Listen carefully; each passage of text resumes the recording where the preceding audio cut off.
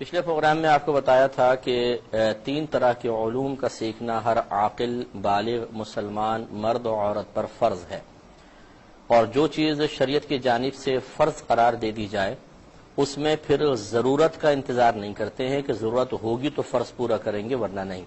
بلکہ فرض کا تو ارتکاب کرنا ہے۔ اگر کسی چیز کا کرنا فرض ہے تو کرنا ہوگا،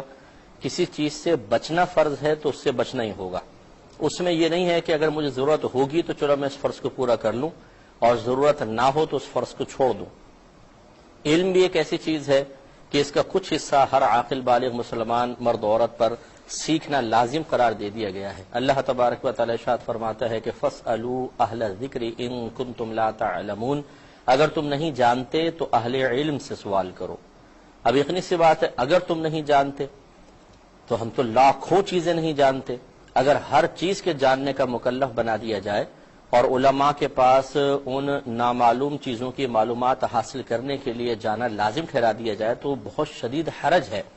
تو ضرور اس کا کچھ نہ کچھ ایسا حصہ ہوگا کہ جو بغیر حرج اور تکلیف کے ہم آسانی سے سیکھ سکیں، یا اگر بالفرض اتنے حصے میں اگر حرج یا کوئی مشقت محسوس ہو تو اس کو برداشت کرنا ہی پڑے گا، باقی تمام علوم کا سیکھنا لازم قرار نہیں دیا گیا ہے۔ تو ہمیں وہی مقدار سیکھنی ہوگی، اسی مقدار کے بارے میں اولا جاننا ہوگا کہ وہ کتنی مقدار ہے اور کون کون سے علوم ہیں، جس کی تفصیل میں نے پچھلے پروگرام میں عرض کی تھی۔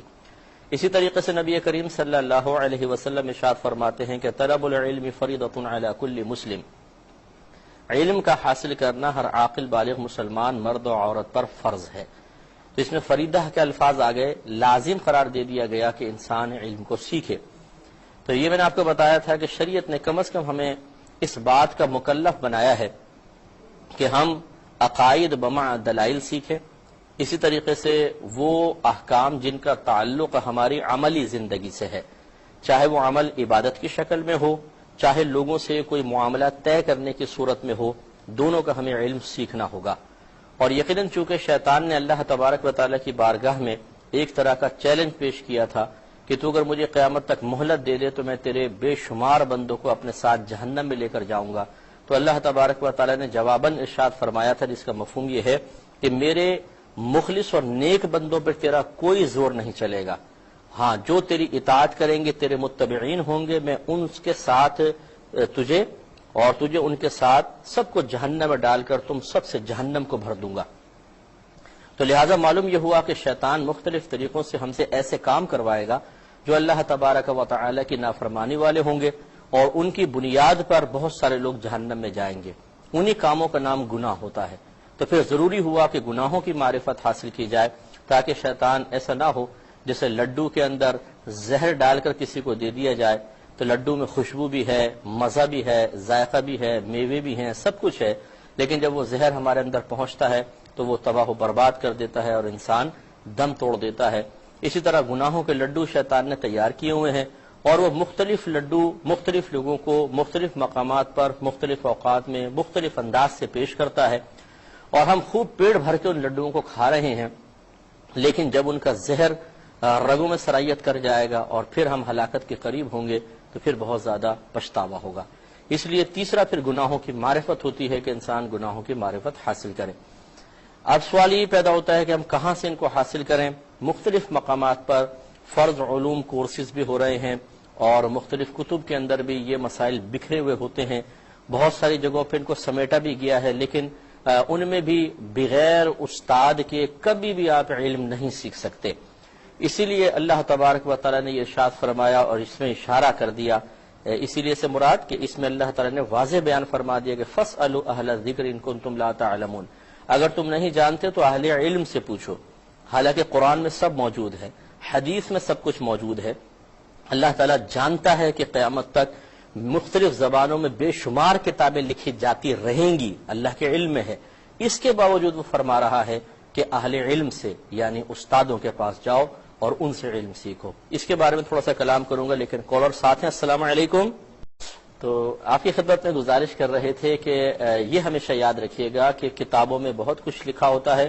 بظاہر آپ کو بڑا آسان سا محسوس ہوتا ہے، اور خصوصاً اس سوشل میڈیا پر جو سو کالڈ مفتی بیٹھے ہوئے ہیں اور جو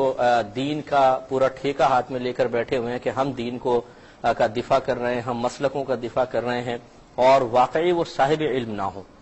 ہر ایک ایسا نہیں بیٹھا ہوا، بہت سے صاحب علم بھی ہیں، سلجھے ہوئے لوگ بھی ہیں، دین کی اچھی خدمت بھی کر رہے ہیں، ترویج و ترقی کا سبب بھی بن رہا ہے.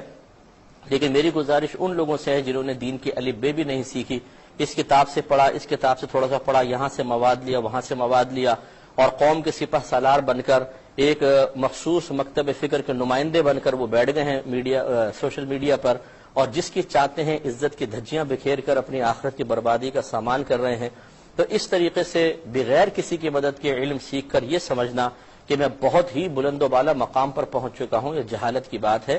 آپ وہ حکمت نہیں جانتے جو یقیناً اللہ تبارک و تعالی جانتا ہے. اسی لیے اللہ تعالی نے ارشاد فرمایا کہ فاسألوا اہل الذکر ان کنتم لا تعلمون، اگر تم نہیں جانتے تو اہل علم سے سوال کرو. لہذا اہل علم سے رابطہ رکھنا بہت ہی زیادہ ضروری ہوتا ہے. اب آپ کو سوال یہ ہوگا کہ وہ کون سے اہل علم ہیں اس دور میں کہ ہم ان سے رابطہ رکھیں. اس میں بھی ایک بہت بڑی تفصیل ہے. ایک کا نام لیتے ہیں، دوسرا ناراض ہو جاتا ہے کہ جی میرا نام کیوں نہیں لیا. ایک کا ذکر کرتے ہیں تو دوسرے کو